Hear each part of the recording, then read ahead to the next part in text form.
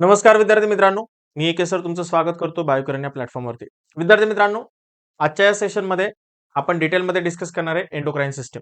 चला तर विद्यार्थी मित्रांनो, कुठलाही वेळ न घालवता लगेच सुरुवात करूया एंडोक्राइन सिस्टमला. ओके, तर बघा विद्यार्थी मित्रांनो, एंडोक्राइन सिस्टीम. आता एंडोक्राइन सिस्टीम म्हणजे काय, तर असे सिस्टीम की ज्याच्यामध्ये signalling molecule Gland through release केला जातो in the form of hormone. आणि हार्मोन ब्लड मध्ये डंप केलं जातं, दुसऱ्या ठिकाणी जातं जिथे रिसेप्टर असतात तिथे रिसिव्ह केले जातात आणि तिथे त्या फंक्शन करतात. ओके, सो ही पूर्ण जी सिस्टीम असते तर तिला एंडोक्राइन सिस्टीम म्हटलं जातं. So the endocrine system control body activities by means of chemical messenger. आणि त्याच केमिकल मेसेंजरला म्हटलं जातं hormones. Okay, so hormones are release directly in to the blood. Hormone जे आहे तर ते ब्लड मध्ये टाकलं जातं. सो हवेवर the message is relayed only to the target organ which are stimulated to carry out specific process which include activities like growth and development. आता हे हार्मोन जे आहे तर ते ब्लड मध्ये टाकले जातात. ब्लड मधून ते पाहिजे त्या ठिकाणी जातात, तिथे रिसेप्टर असतात. त्याच ज्या ठिकाणी ऍक्टिव्हिटी करायची त्याच ठिकाणी रिसेप्टर असतात, तिथे ते रिसिव्ह होतात आणि तिथे ग्रोथ किंवा डेव्हलपमेंट सारख्या ऍक्टिव्हिटीज होत असतात. सो पुढे आपल्याला दिलेलं आहे बघा. So chemical nature of hormones. हार्मोनचं केमिकल नेचर काय असतं, तर बघा सगळ्यात पहिल्यांदा काही हार्मोन्स असे असतात जे अमाइन्स टाइपचे असतात. Amines, so these are simple amines, catecholamines secreted by the adrenal medulla. Catecholamides जे आहेत तर ते adrenal medulla, epinephrine, non epinephrine, melatonin from pineal glands, असे वेगवेगळे हार्मोन सिक्रेट केले जातात. Some are modified from amino acids. For example thyroxine. Thyroxine hormone जो आहे तर तो त्याला अमिनो ऍसिड मॉडिफाईड करतात. Then peptide hormones. Peptide hormones कुठले आहेत? These hormone consist of long और short chain of amino acids. त्यांच्यामध्ये लॉंग अँड स्मॉल शॉर्ट काय असतात? अमिनो ऍसिडचे चेन असतात. For example hormones of hypothalamus, oxytocin, ADH that is the antidiuretic hormone, then GnRH that is the gonadotropic releasing hormone. हे सगळे hormone जे आहेत तर ते पेप्टाइड हार्मोन आहेत. नेक्स्ट आहे प्रोटीन हार्मोन. प्रोटीन हार्मोन कुठले आहेत? That is the insulin, glucagon, thyroxine stimulating hormone that is the TSH, follicular stimulating hormone that is the FSH, luteinizing hormone that is the LTH, then GH that is the growth hormone and relaxin. हे सगळे hormone जे आहेत तर ते protein hormones आहेत. Then next hormone जे आहे तर ते फॅटी ऍसिडचे डेरिव्हेटिव्ह आहेत, जसं की प्रोस्टाग्लॅन्डिन. नेक्स्ट आहे स्टेरॉइड हार्मोन. स्टेरॉइड हार्मोन कुठले आहेत? So these hormone are lipid soluble. Steroid hormone जे असतात तर लिपिड सोल्युबल असतात and derived from cholesterol. Cholesterol पासून तयार होतात. And other steroids, for example oestrogen, testosterone, aldosterone. Action of these hormone is connected with long lasting responses. यांचे responses पण असतात लॉंग लास्टिंग असतात. त्याच्यानंतर काही गॅसेस हार्मोन असतात, जसं की नायट्रिक ऑक्साईड. नायट्रिक ऑक्साईड जे आहे तर ते गॅसियस हार्मोन आहे. सो हे वेगवेगळ्या कॅटेगरीज आहेत हार्मोनच्या. सो प्रॉपर्टीज डिस्कस करूया आपण हार्मोनच्या. कुठली कुठली प्रॉपर्टीज आहे? So they act as a chemical messenger. सगळ्यात महत्वाची आणि इम्पॉर्टंट अशी एक ॲबिलिटी, एक फंक्शन म्हणूया आपण, एक important function that is the work as a chemical messenger. Okay, हे केमिकल मेसेंजर म्हणून काम करतात. And are effective in very low concentration. खूप कमी कॉन्सन्ट्रेशन मध्ये सुद्धा हे जास्त इफेक्टिव्ह असतात. So hormones can function as regulators. Hormone हे रेग्युलेटर्स म्हणून पण काम करतात. That inhibit or stimulate. एक ते इनहिबिट करतात एखाद्या प्रोसेसला किंवा स्टिम्युलेट करतात, थांबवतात किंवा वाढवतात. Or modified specific process. Some hormones interact with receptor present on the plasma membrane. काही हार्मोन असे असतात जे इंटरॅक्ट करतात प्लाझ्मा मेम्ब्रेन वरती असलेल्या टार्गेट सेलच्या प्लाझ्मा मेम्ब्रेन वरती असलेल्या रिसेप्टरला. Whereas some enter in the nucleus. काही न्यूक्लियस मध्ये जातात आणि न्यूक्लियस मध्ये असलेल्या जीन सोबत इंटरॅक्ट करतात. So hyper secretion or hypo secretion of hormones lead to the various disorder. जर गरजेपेक्षा जास्त सिक्रेट जर झाला हार्मोन तर त्याला हायपर सिक्रेशन म्हटलं जातं. गरजेपेक्षा कमी सिक्रेट झाला तर त्याला हायपो सिक्रेशन म्हटलं जातं. आणि दोन्ही पण कंडिशन मध्ये काही डिसऑर्डर होतात, काही डिसीज होतात. So these are metabolise after their function. काही फंक्शन झाल्यानंतर मेटाबोलाइज होतं. Thus can not be reuse, त्याचा परत यूज होत नाही. So hormone secretion is regulated by positive or negative feedback mechanism. त्यांचं जे सिक्रेशन जे होतं तर ते पॉझिटिव्ह आणि निगेटिव्ह फीडबॅक मेकॅनिझमनी होत असतं. So mechanism of hormone action. Actually हार्मोनचं ऍक्शन होतं कसं? So hormones are release in very small quantity. Hormone जे येतात ते स्मॉल क्वांटिटीमध्ये रिलीज होतात. They produce their effect on the target organ cell by binding the hormone receptor. Hormone त्याच ठिकाणी बाइंड होतात जिथे टार्गेट सेल असतात, कारण तिथेच ते रिसेप्टर असतात. The hormone receptor may be on the cell membrane or may B intracellular. एक तर सेलच्या मेम्ब्रेनवरती असतात किंवा सेलच्या आतमध्ये असतात. Hormone hormone receptor complex, hormone and hormone receptor complex is formed and this lead to the biochemical change in the target tissue. Target tissue मध्ये काय होतं तर हार्मोन्स आणि हार्मोनचे रिसेप्टर या दोघांचा कॉम्प्लेक्स बनतो आणि त्याच्यापासून पुढे बायोकेमिकल चेंजेस होत असतात. So mode of hormone action through membrane receptor. Actually काय होतं नेमकं? ओके, मेम्ब्रेन रिसेप्टर वरती जर असेल मेम्ब्रेन वरती रिसेप्टर जर असेल तर काय ऍक्शन होतं बघा. Hormone like catecholamines, peptide and polypeptide hormones are not lipid soluble. हे हार्मोन जे तर ते लिपिडमध्ये सोल्युबल नसतात. So therefore they can not enter their target sale.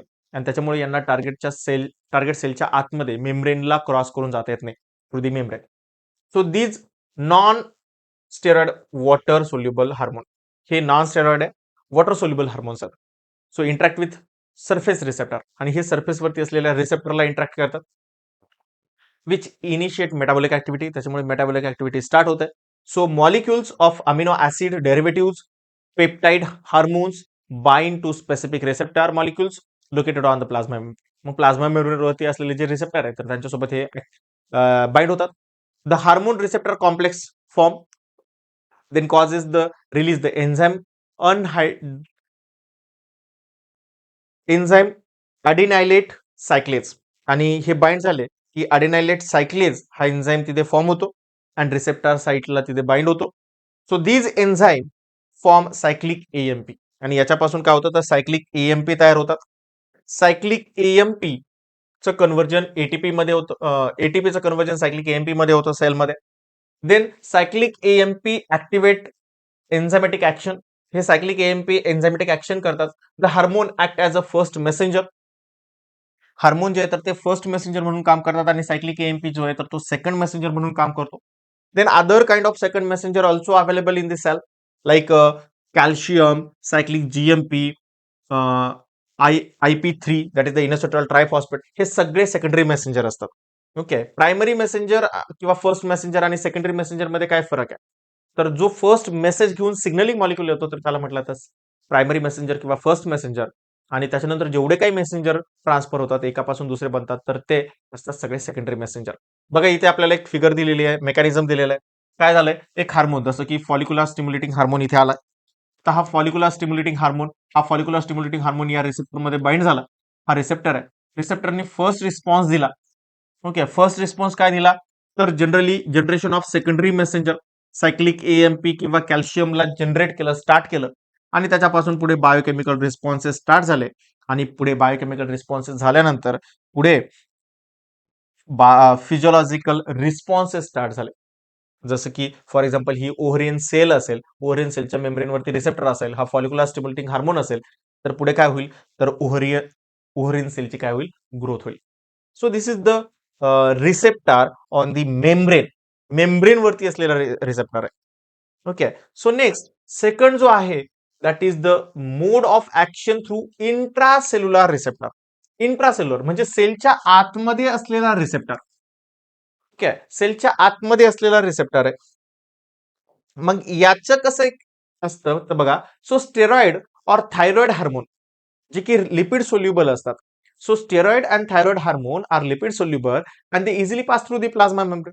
आता हे लिपिड सोल्युबल असल्यामुळे लिपिड बायलेअरने बनलेला प्लाझ्मा मेम्ब्रेन असतो. सो त्याच्यातून ते इझिली पास होतात टार्गेट सेलच्या, आणि ते जातात सायटोप्लाझम मध्ये. सायटोप्लाझम मध्ये गेल्यानंतर दे bind on specific intracellular receptor. सेलच्या आतमध्ये असलेले जे रिसेप्टर असतात तर त्याला जाऊन बाइंड होतात. Okay, and form hormone receptor complex, आणि हार्मोन रिसेप्टर कॉम्प्लेक्स फॉर्म करतात that enter in the nucleus, ते न्यूक्लियसमध्ये एंटर करतात. In the nucleus the hormone receptor complex bind to the specific regulator site of DNA. मग तर DNA वरती bind होतात. They activate the genes and transcribe mRNA.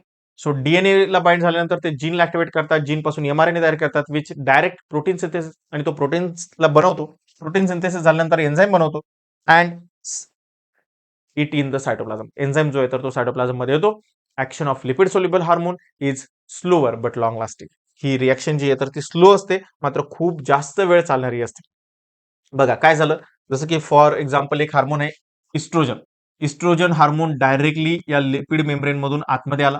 हा nucleus आहे, या न्यूक्लियसच्या आतमध्ये गेला, इथे रिसेप्टर सोबत तो बाइंड झाला. हा रिसेप्टर हार्मोन कॉम्प्लेक्स तयार झाला, तो डीएनए मध्ये गेला. डीएनए मध्ये असलेल्या डीएनए सोबत ऍक्टिव्हेट केली आणि त्याच्यापासून ट्रान्सलेशन झालं, ट्रान्सक्रिप्शन झालं, एमआरएनए बनला, ट्रान्सलेशन झालं, प्रोटीन बनला. कुठला प्रोटीन बनला, तर प्रोटीन पुढे जाऊन एन्झाईम बनले आणि त्याच्यानंतर फिजिओलॉजिकल रिस्पॉन्स स्टार्ट झाला. म्हणजे काय झालं, टिश्यू ग्रोथ आणि डिफरन्सिएशन स्टार्ट झालं या इस्ट्रोजन पासून. म्हणजे यांनी बाहेर याचे रिसेप्टर नाहीये, याचे रिसेप्टर कुठे होता, डायरेक्ट सायटोप्लाझम मध्ये होता किंवा न्यूक्लियस मध्ये होता. सो जे लिपिड सोल्युबल प्रोटीन आहे ते डायरेक्टली आतमध्ये येतात. जे लिपिड नॉन सोल्युबल प्रोटीन आहे म्हणजे वॉटर सोल्युबल प्रोटीन आहे, तर त्यांचे रिसेप्टर मात्र मेम्ब्रेन वरती असतात, एवढं लक्षात ठेवा. ओके, देन नेक्स्ट आपल्याला बघायचंय मेजर एंडोक्राइन ग्लँड्स. आता कुठल्या कुठल्या एंडोक्राइन ग्लँड्स आहेत. ग्लँड म्हणजे काय, तर सेम सिग्नल प्रोड्यूस करणाऱ्या सेलचा ग्रुप, त्याला आपण म्हणतो glands.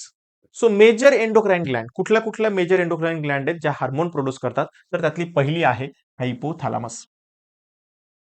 So it is ectodermal in origin.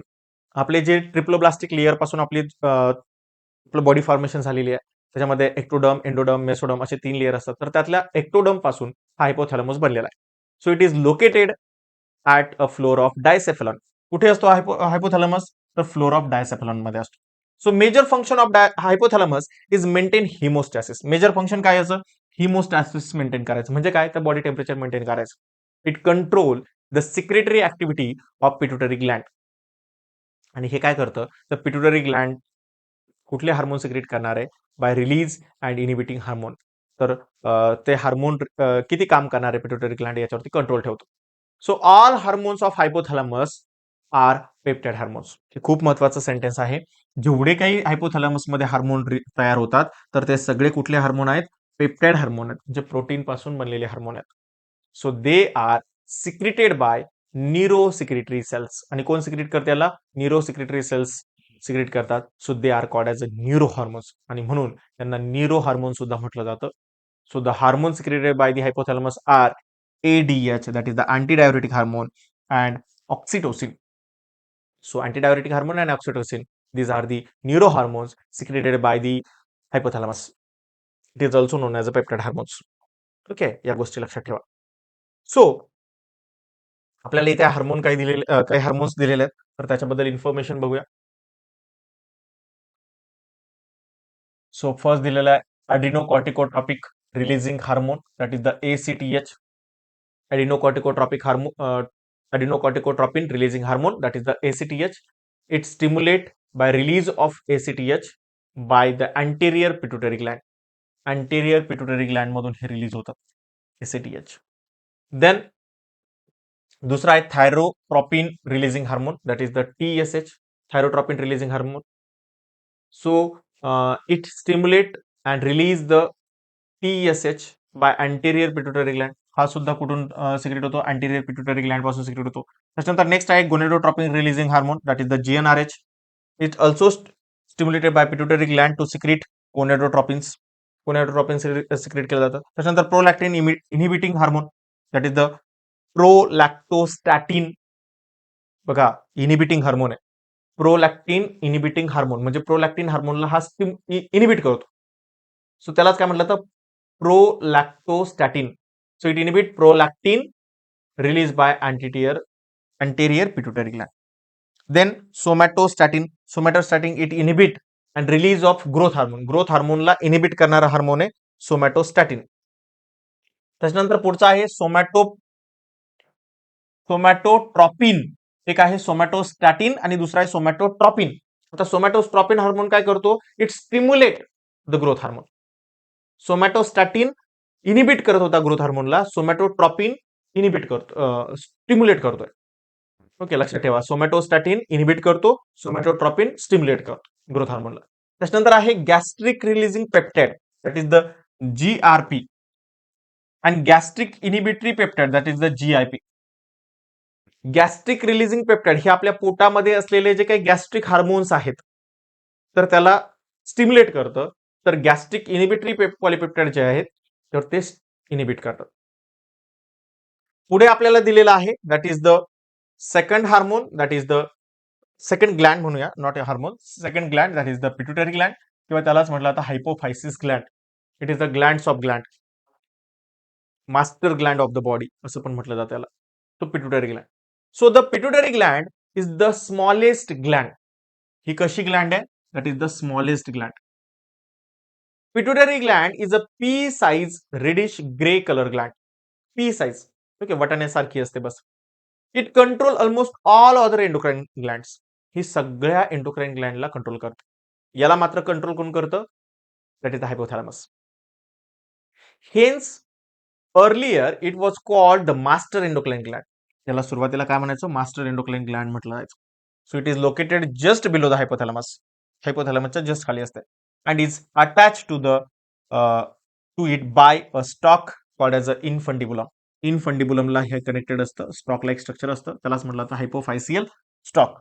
So pituitary gland remains lock in a bony depression called as a sella turcica of the phenoid bone. phenoid bone च्या just Boney depression मध्ये हे असतं, त्या बोनी डिप्रेशनला म्हटलं तर सेला टर्सिका, आणि त्याच्यामध्ये ही ग्लँड असते. So pituitary Gland consist of 2 lobes.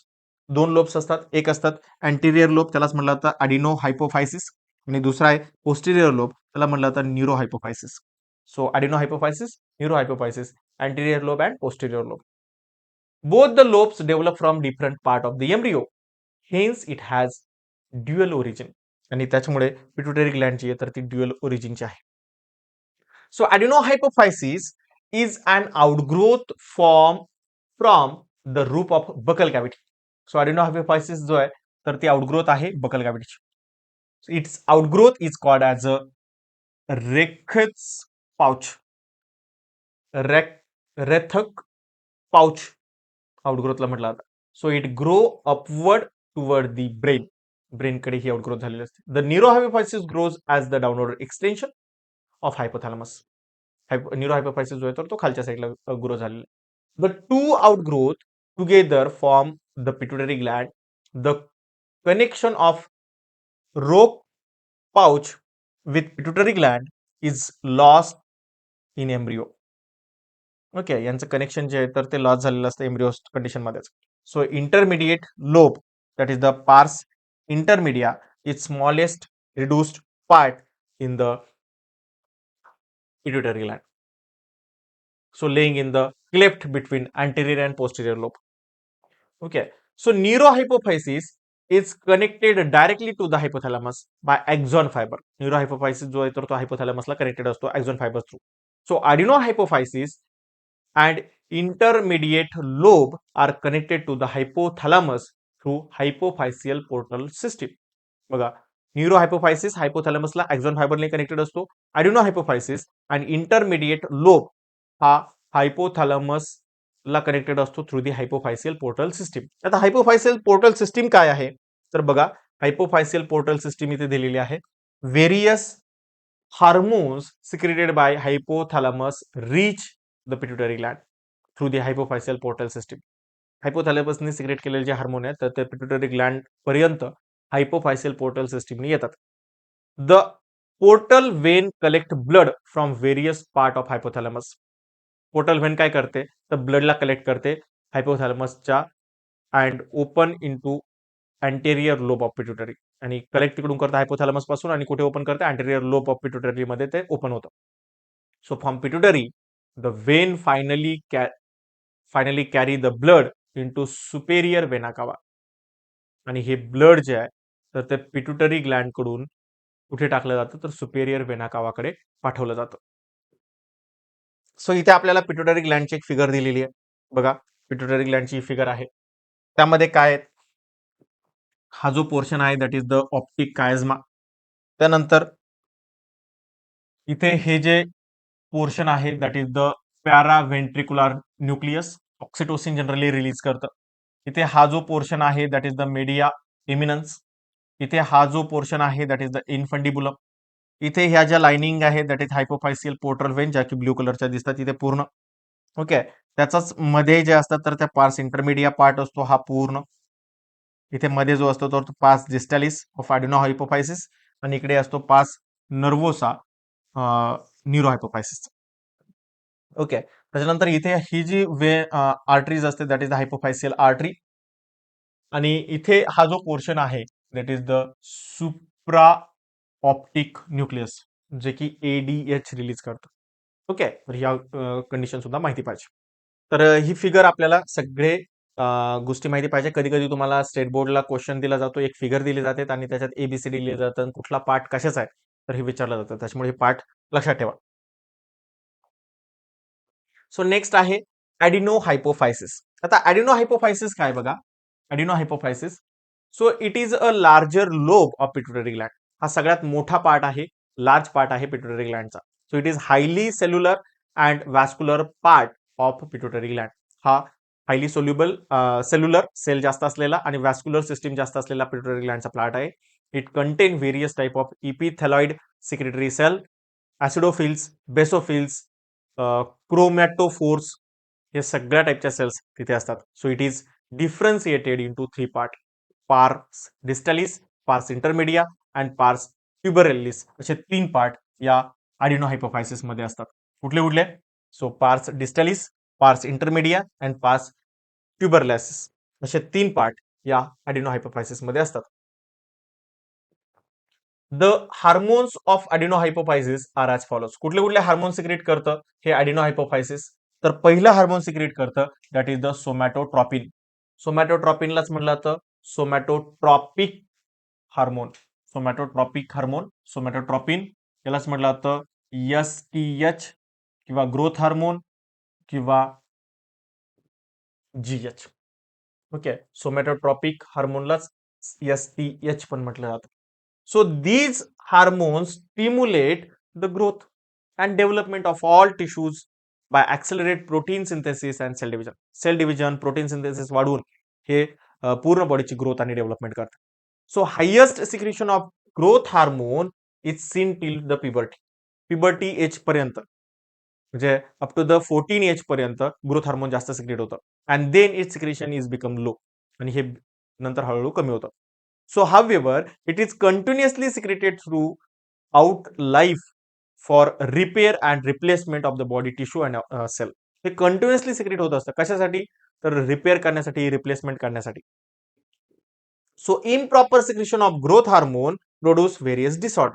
जर यांचं सिक्रेशन जर इम्प्रॉपर जर झालं तर खूप सारे डिसऑर्डर होऊ शकतात. जर यांचं हायपो सिक्रेशन जर झालं म्हणजे गरजेपेक्षा जर कमी सिक्रेट जर झालं चाइल्डहुड कंडिशन मध्ये, it lead to the stunted physical growth and condition is called as a pituitary dwarfism. अशा अशा कंडिशनला चाइल्डहुड मध्ये जर यांचं सिक्रेशन जर कमी झालं तर ग्रोथ छोटी राहते. सो याला म्हटलं जातं pituitary dwarfism. Then hyper secretion जर गरजेपेक्षा जर जास्त सिक्रेट जर झाला, so childhood condition, so it causes the gigantism. So a condition is over growth, गरजेपेक्षा जास्त ग्रोथ होते. The individual attain abnormal height, खूप जास्त हाईट वाढते. So when the pituitary gland produce excess growth hormone in middle age adult, जर middle age adult मध्ये जर याची जर जास्त सिक्रेशन झालं, it result to the disproportionate growth causing dysfunctionment and enlargement of bones of nose, lower jaw, hand, fingers and feet. आणि अशा कंडिशनला काय होतं तर मिडल एज मध्येच काही पार्टची इन्लार्जमेंट होते, बोन इन्लार्जमेंट होतात, नाकाचं हाड वाढलेलं असतं, लोअर जॉ जास्त मोठा झालेला असतो, हात मोठे असतात, फिंगर मोठे असतात, फीट मोठे असतात आणि या कंडिशनला म्हटलं जातं ॲक्रोमेगॅली. सो यांचं हायपर सिक्रेशन जर झालं तर गिगांटिझम अँड ॲक्रोमेगॅली होतं. पण जर हायपो सिक्रेशन झालं म्हणजे गरजेपेक्षा कमी सिक्रेशन झालं, it lead to the pituitary dwarfism. Okay, तर हे सुद्धा आपल्याला माहिती पाहिजे. 1 मार्क क्वेश्चनला MST-CET ला इथे प्रश्न विचारला जातो. त्याच्यानंतर नेक्स्ट आहे थायरोट्रॉपिन, थायरॉइड स्टिम्युलेटिंग हार्मोन किंवा TSH म्हटलं जातं. थायरोट्रॉपिन किंवा त्यालाच म्हटलं जातं थायरॉइड स्टिम्युलेटिंग हार्मोन, शॉर्टमध्ये TSH. It pituitary action in to stimulate thyroid gland secretion of the hormone thyroxine. काय करतं पिट्युटरी ऍक्शननी थायरॉइड ग्लँड एक हार्मोन सिक्रेट करतं नोन ॲज अ थायरॉक्सिन. त्याच्यानंतर adrenocorticotropic hormone that is the ACTH किंवा adrenocorticotropin, adrenocorticotropic hormone. काय? So it stimulate adrenal cortex, adrenal कॉर्टेक्सला stimulate करतं, produce the secret of its hormone. Adrenal कॉर्टेक्सचे जे hormone आहे तर ते प्रोड्यूस करण्यासाठी ॲड्रिनोकॉर्टिकोट्रॉपिक हार्मोन गरजेचं असतो. It maintain functioning of adrenal cortex, adrenal कॉर्टेक्सचं फंक्शन मेंटेन करतं. देन नेक्स्ट प्रोलॅक्टिन हार्मोन, प्रोलॅक्टिनलाच म्हणलं तर ल्युटिओट्रॉपिन किंवा मॅमोट्रॉपिन. ओके, प्रोलॅक्टिन, ल्युटिओट्रॉपिन किंवा mammotropin. So prolactin is unique among pituitary hormone. हे युनिक हार्मोन आहे as it is under predominant inhibitory control from hypothalamus. सुरुवातीला प्रीडॉमिनंट कंडिशनमध्ये हे असतं, हायपोथॅलॅमसमध्ये याला कंट्रोल केलं जातं. Prolactin activate growth of breast during pregnancy. प्रेग्नन्सीमध्ये प्रोलॅक्टिन हार्मोन ब्रेस्टची ग्रोथ करतं, म्हणून त्याला मॅमोट्रॉपिन हार्मोन पण म्हटलं जातं. And it stimulate the milk production. हे काय करतं, सगळ्यात महत्त्वाचं फंक्शन आहे, मिल्क प्रोडक्शन करतं. So it secretion of milk that is the lactogenic hormone by mammary gland after child birth. Child birth झाल्यानंतर हे मिल्क बनवण्याचं काम हे प्रोलॅक्टिन हार्मोन करत असतं. नेक्स्ट हार्मोन आहे that is the gonadotropin. Gonadotropin hormone, gonadotropin hormone मध्ये first hormone आहे that is the follicular stimulating hormone known as a FSH, follicular stimulating hormone, that is the FSH. So it stimulate growth of the ovarian follicles in the female, while in male it concerned with a development of seminiferous tubule. Female मध्ये जे ovarian follicle sale असतात तर त्यांची growth होण्यासाठी हा गरजेचा असतो follicular stimulating hormone, आणि मेल मध्ये सेमिनिफेरस ट्युब्यूलची डेव्हलपमेंट होण्यासाठी हा गरजेचा असतो. देन सेकंड आहे लुटिनायझिंग हार्मोन, शॉर्ट मध्ये त्याला LH म्हटलं जातं. So in female luteinizing hormone help in ovulation. जे मेन्स्ट्रुअल सायकलचे डे 14th आहे, 14th डे, सो ओव्हुलेटरी फेज असते, म्हणजे त्यालाच काय, the discharge of ovum from Graafian follicles to the fallopian tube through the fimbriae. Fimbriae मधून जो ओव्हरीमधून जो ओहम आहे तर तो फॅलोपियन ट्यूब मध्ये टाकला जातो, तर त्या प्रोसेसला आपण ओव्हुलेशन म्हणतो, आणि त्याच्यासाठी लुटिनायझिंग हार्मोन गरजेचा असतो. So follicular stimulating hormone and luteinizing hormone are responsible for stimulation of ovary to produce estrogen. Follicular stimulating hormone आणि luteinizing hormone estrogen तयार करण्यासाठी सुद्धा रिस्पॉन्सिबल असतो. So while luteinizing hormone induces and rupture follicular cells to develop into carpus luteum and for production of progesterone. So जे काही follicles rupture होऊन corpus luteum बनवण्यासाठी सुद्धा लुटिनायझिंग हार्मोन रिस्पॉन्सिबल असतो, जेणेकरून कार्पस लुटियम काय करेल, प्रोजेस्टेरॉनचं प्रोडक्शन करेल. देन नेक्स्ट हार्मोन जे आहे तर ते आहे interstitial cell stimulating hormone, ICSH, that is the interstitial stimulating hormone. So in male it stimulate the testis to produce the androgen called as testosterone. हे ICSH hormone, interstitial cell stimulating hormone, male मध्ये testosterone बनवण्यासाठी गरजेचा असतो. Testosterone is responsible for development of secondary sexual character, म्हणजे beard development असेल, moustache development असेल, muscular body असेल, development of Adams Apple असेल, हे सगळे सेकंडरी सेक्शुअल कॅरेक्टर जे आहेत तर ते डेव्हलपमेंट होण्यासाठी टेस्टोस्टेरॉन गरजेचं असतो, आणि टेस्टोस्टेरॉन बनवण्यासाठी ICSH that is the interstitial cell stimulating hormone गरजेचा असतो. ओके, तर हे सगळे ॲडिनोहायपोफायसिस रिलीज करतात. त्याच्यानंतर सेकंड आहे दॅट इज द न्यूरोहायपोफायसिस. ओके, न्यूरोहायपोफायसिस. आता न्यूरोहायपोफायसिस थ्रू कुठले हार्मोन रिलीज केले जातात, कुठले हार्मोन सिक्रेट केले जातात, तर बघा, न्यूरोहायपोफायसिस हार्मोन सिक्रेट करते काही. So it is differentiated into 3 part, 3 part मध्ये डिवाइड झालेलं आहे. पार्स नर्वोसा, त्याला न्यूरल लोब म्हटलं जातं, सेकंड इन्फंडिबुलम, आणि थर्ड मेडियन इमिनन्स. सो असे 3 पार्ट आहे. पार्स नर्वोसा, न्यूरल लोब म्हटलं जातं, इन्फंडिबुलम अँड मीडियन इमिनन्स, अशा 3 पार्टनी न्यूरो हायपोफायसिस बनलेला आहे.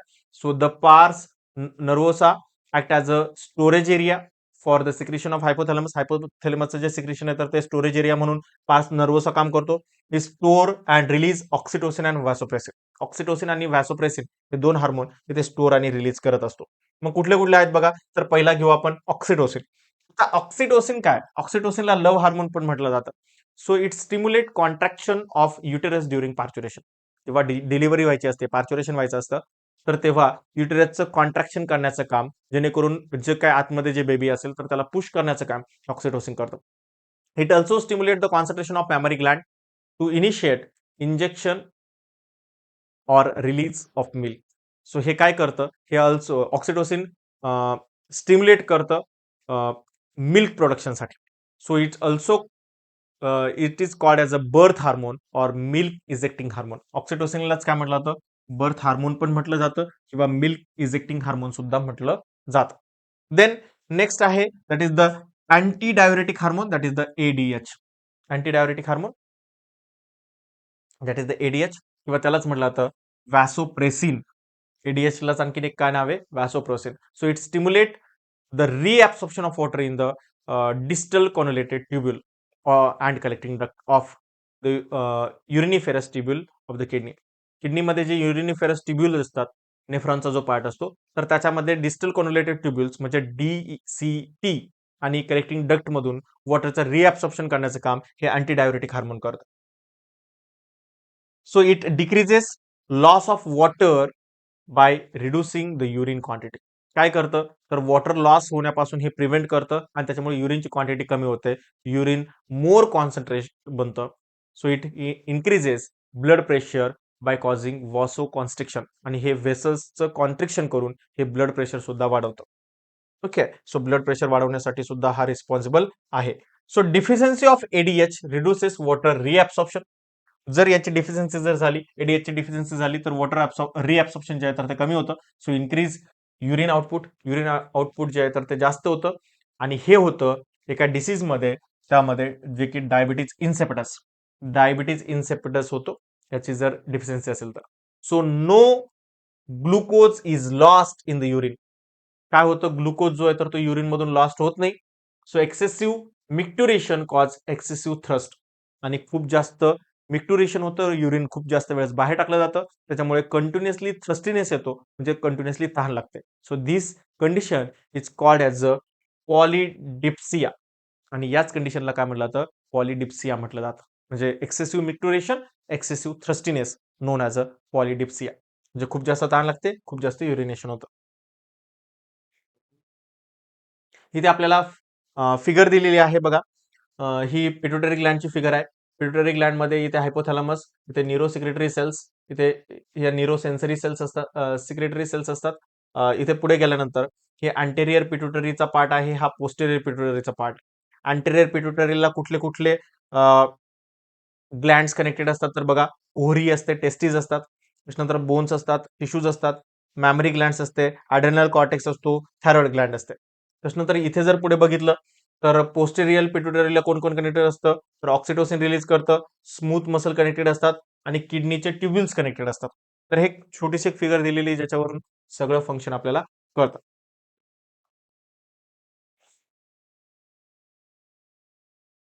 सो पार्स इंटरमीडिया हा मधला जो पार्ट आहे, तर त्याच्याबद्दल इथे काही इन्फॉर्मेशन दिलेली आहे. इट पुअरली डेव्हलप, हा पुअरली डेव्हलप असतो ह्युमन बिंग मध्ये. Pars intermedia, so it secrete melanocytes stimulating hormone, MSH, that is the melanocyte stimulating hormone in some lower vertebrates. So melanocyte stimulating hormone stimulate dispersion of melanin granules is melanocytes and is responsible for skin pigmentation. Actually melanocyte stimulating hormone कशासाठी responsible असतो, melanin प्रोडक्शनसाठी असतो, melanocytes प्रोडक्शनसाठी असतो, आणि हा melanin जे आहे तर ते आपल्या बॉडीमध्ये स्किन पिगमेंटेशन किंवा स्किनला कलर देण्याचं काम हे करत असतं. तर विद्यार्थी मित्रांनो, आजच्या लेक्चरमध्ये आपण इथे थांबूया. भेटूया नेक्स्ट लेक्चरमध्ये पुढच्या ग्लँड सोबत. तोपर्यंत bye bye, happy learning, take care.